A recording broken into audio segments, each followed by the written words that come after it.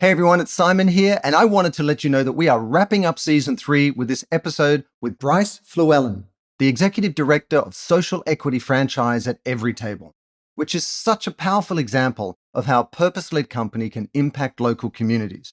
And I can't believe how quickly season 3 has flown by with all of our interviews with global CEOs and CMOs and CSOs at the helm of purpose-led companies that are authentically leading with we. And so I want to thank you for your support, especially as our audience continues to grow. And I'm really excited about the guests we already have lined up for season 4. And in the meantime, check out the more than 80 episodes we have from the first 3 seasons on Apple, Spotify, or Google Podcasts. So thank you for your support, and I'll see you back here soon on Lead with We. From We First and Goal 17 Media, welcome to Lead with We. I'm Simon Mannering, and today I'm joined by Bryce Fluellen, the Executive Director of Social Equity Franchise at Everytable, which aims to redefine the food landscape nationwide, especially among underserved communities, with nutritious, made-from-scratch food at fast food prices. And we'll discuss how to ideate, launch, and scale a revolutionary business model in a crowded food service category, and how to transform the lives of underserved communities, entrepreneurs, and countless people along the way. So Bryce, welcome to Lead with We. Hey, glad to be here. Thank you. And Bryce, I actually did a bit of research and I found that you actually started out as a teacher. So how does a teacher go from that profession to making impact at scale in the food business? Yeah, I'm actually have a culinary background. I'm a chef by trade, and so teaching is a transferable skill. We all can teach, and so what I did is, I taught young people across South LA, East LA, Long Beach, and even Santa Ana nutrition education and basic cooking skills. So I was blessed, Simon, to work with over about 10,000 kids and families, specifically in underserved areas with limited access to nutritious food. And this was with American Heart Association.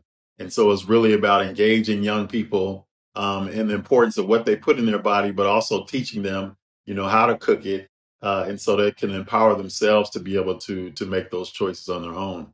And so, I mean, teaching is something that, like I said, is something transferable. We all have the skill set to do, and we all can teach someone else. And so that's how, I got into Everytable. Actually, I met Sam, our CEO and founder, while I was working with American Heart Association, and he was starting his nonprofit at the time, which was called Feast, which is a nutrition education program for adults. And so, it's interesting. I think a lot of people appreciate that there are those who have greater access to food and those who don't. But like through your unique line of sight, working with all of these kids and in underserved communities, just how acute is this problem? And what's its impact on people's lives when they don't have access to healthy food regularly?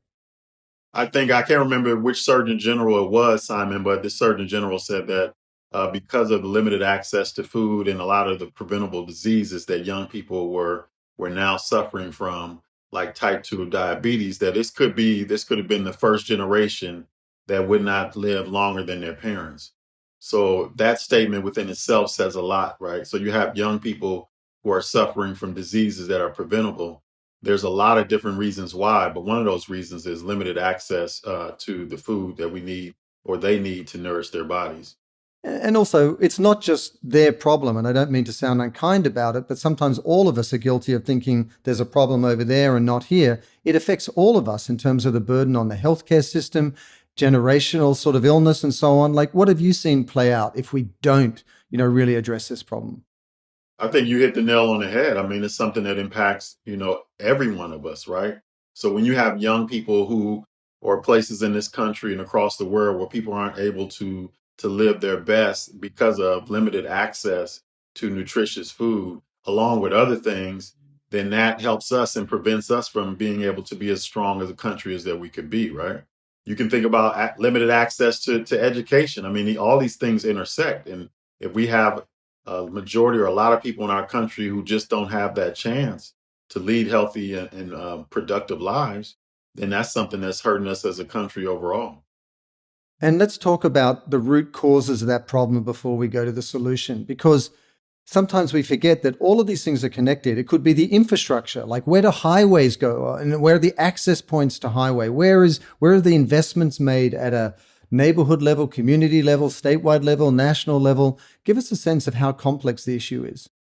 It's extremely complex, time, and I learned that immediately working with young people.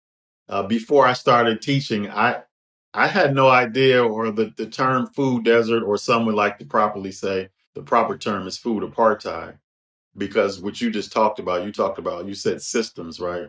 And these systems weren't created by happenstance. And so if you look at, you can actually directly tie limited access to food to the divestment that was made in a lot of these neighborhoods across the country, and then tie that to policies, for example, redlining and housing policies that prevented people or made people live or couldn't move out of a certain neighborhood. So you take that along with the divestment of money from these neighborhoods, and then you have a perfect storm of what we see today. And so you see neighborhoods across this country where people don't have access to healthier food, but those also don't have access to a competitive education. They may not also have access to jobs that are going to put them in the position where they can take care of their families. So, like you said, it's complex, and all of these things intersect. And paint us a picture again, because all of us drive past and we see homelessness, we see underserved communities or neighborhoods, and we feel that this isn't right. But like, paint a picture of the choices that a young person might have in an especially underserved community in terms of their health and well-being. Yeah, I mean, you go to certain neighborhoods here in LA, we're in LA, the LA area. So you go to certain neighborhoods, all you have is access to fast food. You have liquor stores that have access to that have processed food. So you see an abundance of that, almost a swamp of these choices that are, from a financial standpoint, they hit the pocketbook because they're cheap, and you can afford them. But from a health standpoint, we know that they can be destructive, particularly if you eat it on a consistent basis. But if all that is what's surrounding you, and you may have one grocery store within a 3 or 4 mile radius, that's what you're going to consume. I always tell people it's easy to say, hey, all you got to do is make a better choice and eat healthy. But the fact of the matter is, we're going to eat what we have access to and what's in our neighborhoods. And if what's in our neighborhoods is predominantly fast food, high sugar, high salt, that's what we're going to consume. Completely, and especially when families in those communities might be working 2 or 3 jobs, the parents, and you've got to provide for the family of limited time, and it just compounds and compounds, and then suddenly a lot of the system is working against you rather than for you. And but on a personal level, what made you, you're a trained chef, you're an educator, but what made you make that pivotal decision to say, you know what, I'm going to step up and I'm actually going to play a role in addressing this problem? What was that personal shift? Yeah, I think the personal shift actually was something that could be considered somewhat selfish, right? I was impacted personally by my family. My father has had kidney disease, and actually, started off with type 2 diabetes, led to kidney disease and kidney failure. I've had two grandmothers that have had strokes. And so as I started to suffer from high blood pressure, and so I started to say, hey, I need to make some changes within myself, and looked at food and what I was consuming is that first place where I would start. Then I got the opportunity from there. Then I got the opportunity to work with young people. And as I'm, working with young people and really excited and passionate about teaching them how to cook and how to eat healthier, I realized pretty quickly, Simon, that, hey, this is just one solution, like providing awareness and a skill set to be able to cook your own food. But if you don't have it in your neighborhood, then it's pretty hard to do it, to make that choice. And so what that, Simon, led me down to is like, I needed to go back to school. I needed to educate myself. And so I started to connect with a lot of grassroots organizations here in LA that do a lot of food justice work, and connect with those leaders and really learn from them and really start to educate myself on the complexity of the issue, right? So I thought, oh, it's just about choice. And if you make people aware and if they learn how to do it, then they'll make that decision. And like I said, I learned, oh, that's just one place. That's just one place to be able to make a change. Bryce, if you really want to make a real change, then you got to really get into the systemic stuff and really learn more about that. So that's what led me down this path. Yeah, you got to address the root cause. Otherwise, you're just putting band-aids on the solution. And I know you worked with Magic Johnson Enterprises at one point, and he's famous for his philanthropic efforts and so on. Is there anything you took away from, that wonderful relationship you had with him? Yeah, I mean, so much. I learned so much, Simon. One of the things that I learned is really to really understand the community, right? One of my president of Magic Johnson Enterprises or Johnson Development Corporation, which is the arm that had the partnerships with Starbucks, TGI Fridays, and Lowe's Theater. He said something in the beginning as I was working there. He would tell me, like, Bryce, you can't know something 20,000 feet away. And so, what that meant to me, and that still resonates, is that you really have to be in these communities. You really have to have a culture competency. You have to spend time. You have to talk to people because the people that are living there are the ones who have the solutions, right? And so oftentimes we come in with these ideas of what we think a problem is and what a solution is, but we haven't spent time in the community talking to the people who are the ones that are dealing with it on a day-to-day basis. So that's one thing, which is a big thing that I learned from them. The second thing is that ability to connect with people, regardless of who they are. I saw Magic open up doors, make people feel comfortable, make people feel like he knew them, even if he just met them. And so that's something that it goes a long way in just how to, learning how to build trust and people to understand that you truly care, which he did. And so those are two things that resonate on what I learned from that experience. You made a really important point there, which is, there's a lot of good intentions out there to address all these issues, from climate to other issues. And often it happens at a very high strategic level with lofty institutions involved and so on. But change happens on the ground. It happens person by person in a local community. Is there anything you'd share from what you saw at the American Heart Association or Magic Johnson Enterprises to that end? Yeah, I said you said it perfectly, Simon. I would tell people that look, oftentimes we do not empower the people who are suffering from the issues the most. And that's something that I learned. That it's really about, like you said, the people who are on the ground, grassroots, and really engaging them, empowering them, letting them and not letting them, but empowering them to understand that they can use their voice and that they have influence. I don't think a lot of us do that well. We often think, particularly if we have positions of power, that we are the ones that should always be driving the decisions or making solving the solutions and making solutions, and we don't include the people who are suffering from a lot of these issues that we talk about. And so I would like to see a lot more of that, particularly when you look at, when you talk about people of color, like even, the environmental or climate thing. I mean, I don't see a lot of people that look like me, and I know they're out there, but I don't see them getting platforms to really talk about environmental issues and climate issues. So I'm going to put you on the spot, Bryce, for a second. Like, if you were to speak to anyone about any impact initiative they wanted to have, it's not specific to food and food deserts, but any initiative, and you wanted to really leverage the local communities well, what are 3 points, like a 3 point plan you might say for how to approach it? Yeah, first I would say reach out to the people in your local area. They're out there. I mean, we have this powerful tool that at our disposal called Google and the internet, where I guarantee you, Simon, that if you Google, let's say, for example, you're really passionate about education and education change and changing education and making education more equitable. If you Google that and you Google who's doing work, you will find people that are doing the work. Give them a call, tell them, hey, I'm here to learn. So that'll be the second thing. I would come in and say, I'm really here to learn. I want to help, but first I want to learn and connect with those people and those individuals, and then be consistent in that and give your time and give your time, but also give yourself an opportunity to really listen. I would say that would be the third thing, listen. So once you go into working with people who are already doing the work, take time to listen to them, take time to research, take time to hear what they have to say, and have that humility coming in. And then as you learn and research and spend time with people who are experts in this in particular situation, you will enable yourself to be able to really help.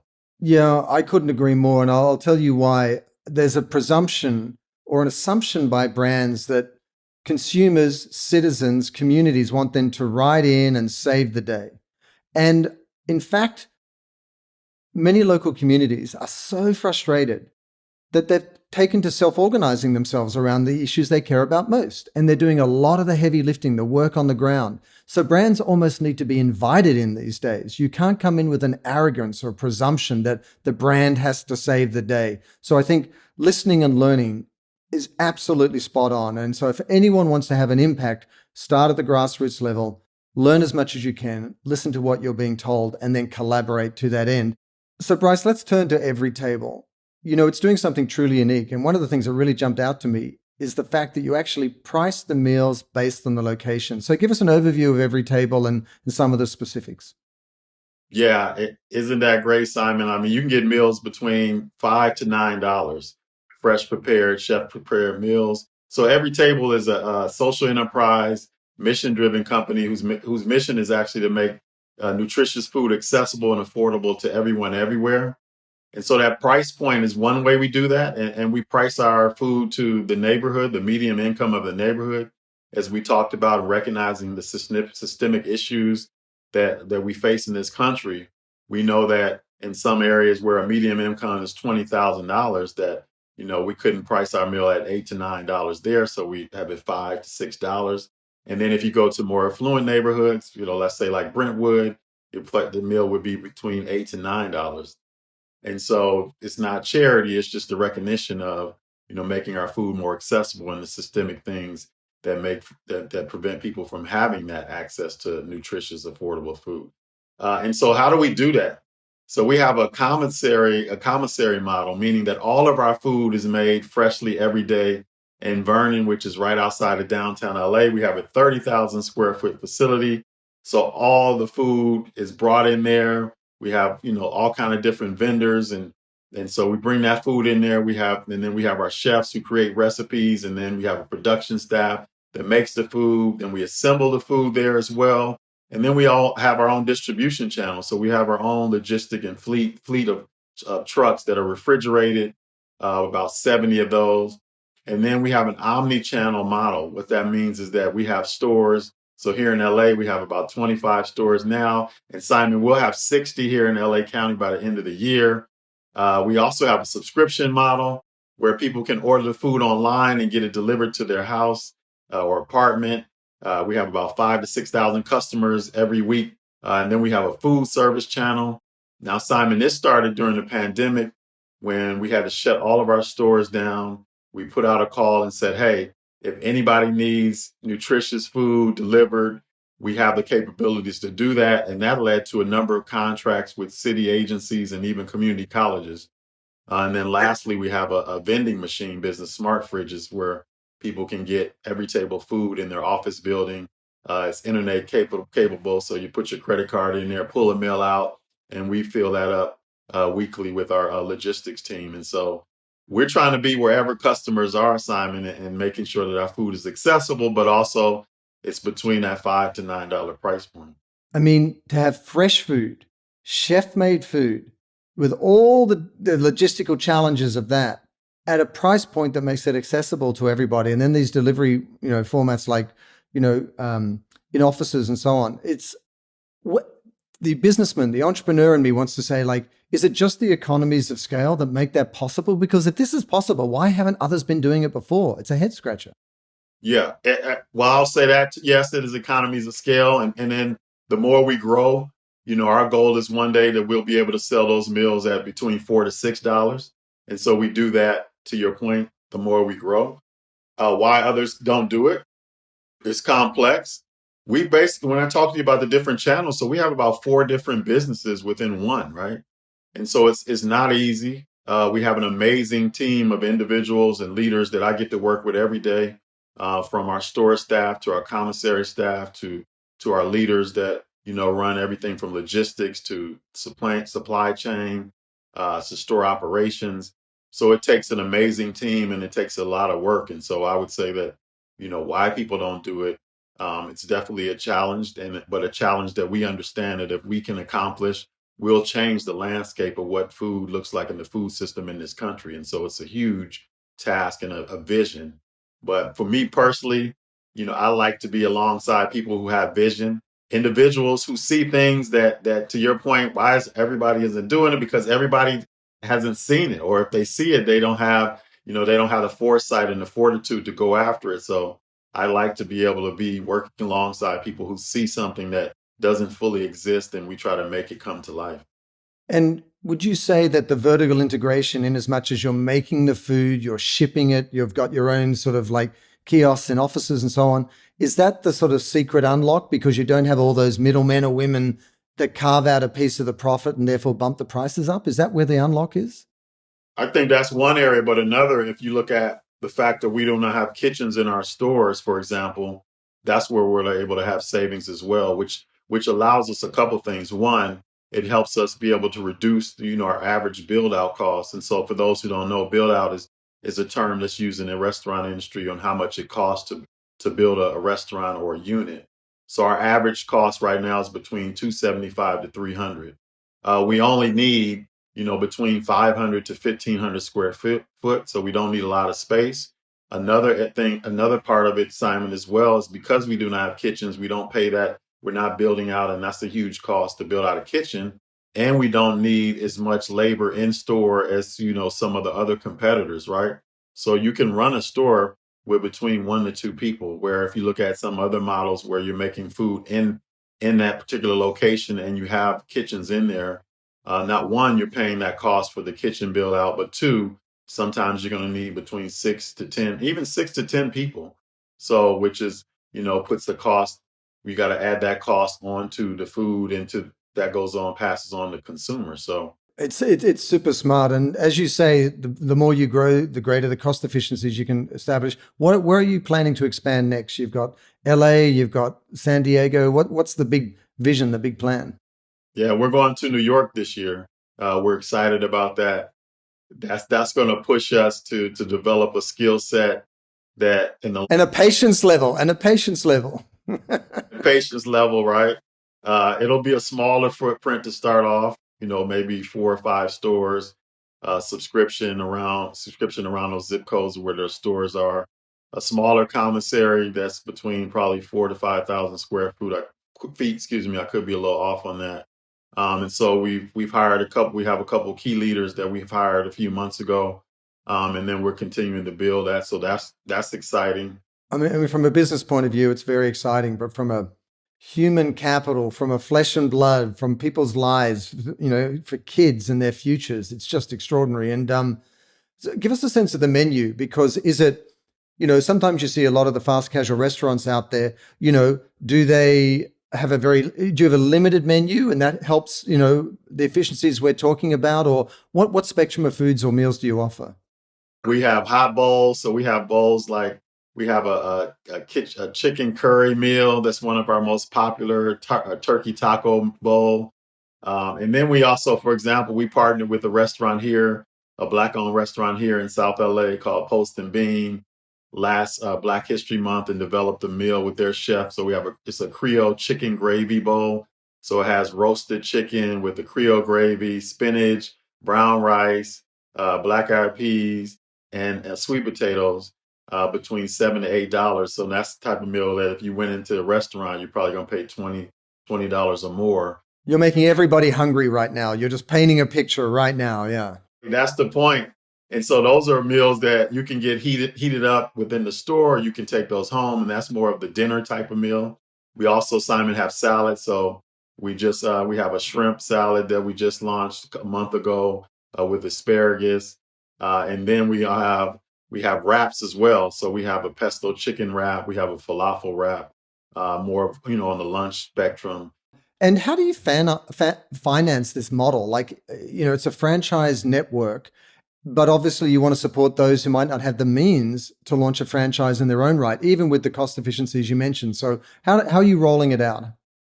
Yeah, yeah. So I'll go back. I'll even go back a little bit. So the company, from a company perspective, uh, we're a corporation, and we just actually finished a Series C last year, and raised almost 40 million in Series C. What you're talking about specifically is the franchise program, and so this was something that was a vision of Sam back in 2018. And this is Sam Polk, the founder and CEO. Yeah. For those who don't know, one of our co-CEO, our CEO, excuse me, and co-founder, back in 2018, similar to looking at the food system and trying to transform the food system, he looked at the franchise system and said, hey, if you look at franchising traditionally, Simon, you have to have a significant amount of capital to get in the game. So on the small end, that could be $50,000, which to most people, and to a lot of people, that's a lot of money, all the way to $2 billion. So for example, McDonald's, you have to, is an average 1.5 to 2 million just for one unit. And so he understood like that shuts out a lot of people, particularly people who do not come from the means, people of color. And so he started, that led, because of him running his own nonprofit for a few years called Feast, really had a better understanding of the philanthropic world, and found out about a vehicle called PRI, which is called Program Related Investments. This is a tax code, Simon, that's been around since the 70s. It was led by a foundation, Ford Foundation, which is one of the largest foundations in the country.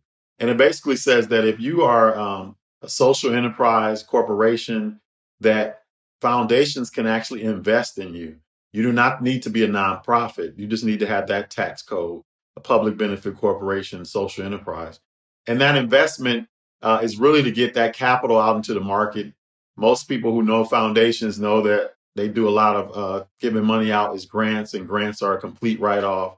But what about the rest of the capital that they have? I mean, foundations have almost 1 trillion in assets in this country, right? And so they said we can align ourselves with people who values mirror what our values are, and we can invest that capital, and then we'll look for concessionary, in some cases, no interest on that money, or like 2%. And so Sam, did the footwork just like he did with Everytable and Feast, and started calling, getting on the phone, and was able to secure the first one from Kellogg Foundation for about 1.5 million. And they invested in not only the social equity franchise program, which was just a vision at that time, but also Everytable, because Kellogg has, at the root of what they do is around food equity and racial equity. And so year to date, we were able to raise almost 7 million in a mix of PRIs and then also grant money as well.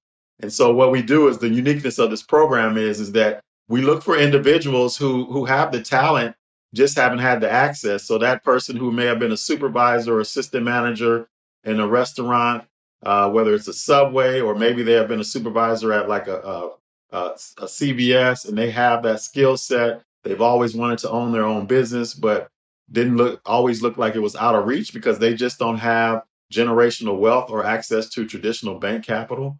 And so we look for those people. They apply to the program. It's a rigorous interview process, about 6 stages. If you're accepted into the program, you go between 8 to 12 months of training. So you start off, as a staff and learning about everything within Everytable, then going to management training. Once you finish management training, you are now a manager, and you're applying your learning for the next 8 months. And then we're also building in leadership coursework along the way. So we have classes in communication, entrepreneur mindset, because as you and I know, being an entrepreneur is a very rough road.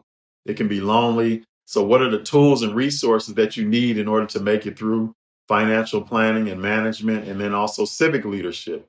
So how do you step outside of the 4 walls and engage the community and become a part of the community as a leader, but also giving back and engaging the folks who are going to be spending money with you and building that loyalty? And so once you get once you get through that program, then we transfer a store over to you, and it becomes a franchise store.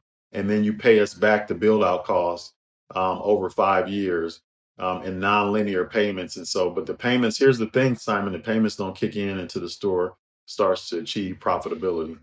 So we look at it as a transformative way to really build economic mobility and hopefully generational wealth for people, and get them in the game and get them along, to be able to own something where a lot of the people who are in our program, never thought or never had that opportunity to do that. I mean, what's so smart about the solution Everytable is providing is, I mean, you're creating impact on so many levels. You're going into these underserved communities and all the health issues associated with lack of access to healthy, nutritious food and so on. You're allowing foundations to deploy their capital most effectively with the greatest sort of impact and so on. And then you're surfacing up that, self-qualified entrepreneurs who then go through your program, and there's a whole diversity and inclusion component to that, to then serve other people through their own franchises. I mean, it's so smart. And I think what I'm taking away from Everytable is there's the root of all of these problems is systemic, as we touched on, but the solutions are as well. It's about applying the capital in the right way to make the difference and include as many different stakeholders as possible to create impact at scale and that compounds through the community. And I wanted to ask you, what sort of experiences you had on a personal level when you see people get access to this type of food, whether it's just the ease of a mother who's got 4 kids at home who wants to be responsible and feed them well, or whether it's college students or just the communities that felt underserved up to that point? Like, have you got any sort of reactions that sort of touched you? It that's what fuels me, Simon. When I hear people say, "Hey, so glad you're in my community," I've been asking for, looking for something a little bit healthier, and Everytable is providing that. It's really about being a part of the solution and something that's larger than myself, right? So it's that piece, like you said, the access to more affordable food. But then it's also from the social equity franchise program. We have 6 participants in the program now. They will be the first social equity franchisees, Everytable. So they'll be making history, right? And all of them have incredible stories. They're all incredible, committed, hardworking, passionate individuals. But I wake up every day and understanding that their success is my success. And so my role is to make sure that, I'm providing them with everything, the tools and resources, the confidence, the ability to understand that they are worthy, that they will be successful, and that we're here to ensure that. And so hearing them and their dreams and their hopes and their aspirations drives me every day. And it makes me understand, the huge responsibility that I have and other people and everyone else working in this program, on this program with Everytable, from our leadership to our funders. Like we are making something that we're trying to make something happen that hasn't happened. So we have a vision for that, but then understanding who we serve, right? So it's really about servant leadership. It's about empowering people who haven't had that opportunity to be empowered and to be owners. And then even after that, I tell them every day, like I already see like you owning 2 Everytables. I want to be there when you buy your first you buy your first home. So that's what true success to me looks like as well. Like, how do we empower people? How do we go back to, if people, I know a lot of people want to forget about what happened with the uprisings and the pandemic and all of that happened at the same time. But if you do remember, there are a lot of people saying, "Hey, the system is broke. We see it now. You and I know that it's been there, but now we want to change." And so I always use the term like, let's stay committed after the moment, right? These are always these moments in history, these inflection points that come and everybody rallies around it and it's euphoric in some ways. And people say, I want to change, but change is hard. Change takes commitment. It's a marathon and you have to be there every day and you're going to get knocked down. You're going to get discouraged. You're going to always have people telling you, well, that's just something that I haven't seen done before, and it's going to be very difficult. And why would you want to do that? And so all of these things are in your head. So you have to really be consistent and committed and be reminded of why you're doing what you're doing, and it's bigger than you. Yeah, I so appreciate the support you're providing for these aspiring entrepreneurs that then become own franchises, because entrepreneurship is a tough journey and every single one of us gets disheartened, periodically. And, I want to speak to the issue just mentioned there, which is, that everyone does get euphoric about these watershed moments like the Black Lives Matter movement of the last couple of years and the global exposure it got. Truth be told, for a long time, companies have not only not served all communities equally, they've arguably exploited some communities and they've really compromised their lives, their future, their opportunities, and so on. Here you are, somebody who's worked with Magic Johnson Enterprises and the American Heart Association and now with Everytable. What is the upside to any entrepreneur or business leader listening to this to be more inclusive in their mindset, to not sort of dismiss these communities, but rather embrace them and think about them, what they're offering or taking to market in innovative ways to include them? What have you seen? It takes a courageous leader to really understand the power of the experiences and the diversity that we have in this country. So if you're really thinking long term and you're thinking sustainability, and if you're thinking about how you can have a true impact, not only, in the communities or the city or wherever you serve, but also this world, it's really about how do you be inclusive, include the people that haven't had a seat at the table, no pun intended, and the power behind that, right? I always looked at it like, hey, you and I, for example, we come from two totally different backgrounds. You've experienced things that I haven't experienced, and there's power in that. So why would I want 20 Simons at the table? Why wouldn't I want a Simon, a Bryce, a Paul, Muhammad, like all these different people that bring all these different experiences, all this different intelligence in order to build a stronger company. So if you have vision and you're courageous, you understand that as a leader, and that's what you'll invest in. It won't be something that you're intimidated about. I think that, I look at it from an abundance mindset, right? Someone else's strengths and their background don't diminish mine. They actually add to it. And so that's the way in which, people will need to be thinking. And if you look at all these hard issues that we can no longer have a toxic individualism. We have to understand that it's going to take the collective to do that. And the collective is about investing in people and bringing people to the table who, to your point, in a lot of cases have been exploited and diminished and dismissed and haven't had a voice, right? And you're not going to get any argument from me there on Lead with We, the podcast. I mean, Lead with individual. me. I mean, No, but like individuation, a fear-based mentality, a scarcity mentality has come at the cost of not just the vast majority of people, but our very future, everyone. And we need to look at it through a connection and community and abundance mentality now. And the issue you're solving for is not static. It's something that's increasing around the US in terms of food deserts, lack of access to food. The disparity of wealth is increasing. The climate crisis is going to compound that by, disproportionately affecting those, that are already disadvantaged.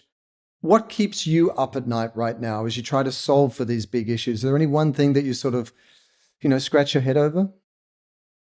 what keeps me up at night is, reflecting on my elders and all the people that have poured into me, those who came before me, those who came before them, and understanding that I have a responsibility. I'm blessed. And in that blessing means that I have a responsibility to others. The immediate is to my family, to my kids, to my wife, but in a larger, into my community. But when you talk about from a global perspective, like I want my legacy to be like a person who's people will say, well, this person, Bryce, he cared and he tried and he put his best foot forward for others, right? Martin Luther King said the most persistent and urgent question that we have is what are we doing to help others? So in that spirit is what, keeps me up at night and keeps me motivated as well. Because I always know, like I said earlier about listening and asking questions, like I'm always pushing myself to be better and do better for other people, right? And I feel responsible for that. I mean, like I said, so many people have prayed for me, have opened the door for me, have said a kind word, and people that didn't have to. My family members, but people outside of that. I mean, Los Angeles, for example, you know, it says it in the name. We forget about it, but I've met a lot of angels here, and a lot of angels have done great things for me and opened doors for me. And so for me, it's like, how do you pay that forward? How do you pay that back? And so that's what keeps me up at night. Like, am I doing enough? Am I a part of the solution? There's so many problems out there that sometimes we can get discouraged or we can get lost in just kind of the problems. But it's also about, okay, how can you be a part of the solution? Like, what are you doing to move the ball forward? Like, it's not all on you, but you are a part of that solution.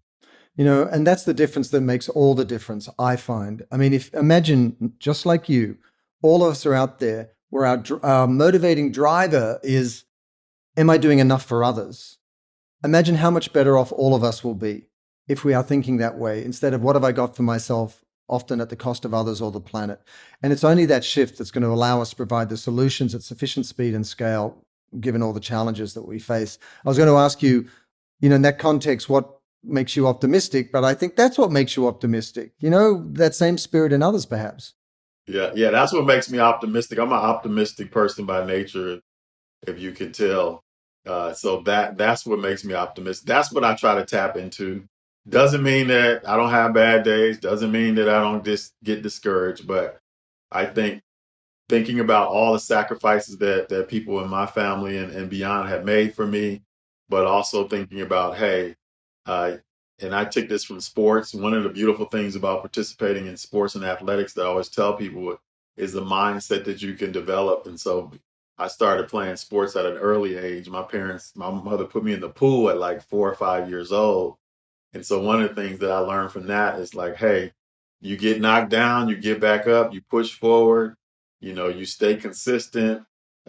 Sometimes you lose, and then you learn from that you learn from losing, but you get back up and you keep going.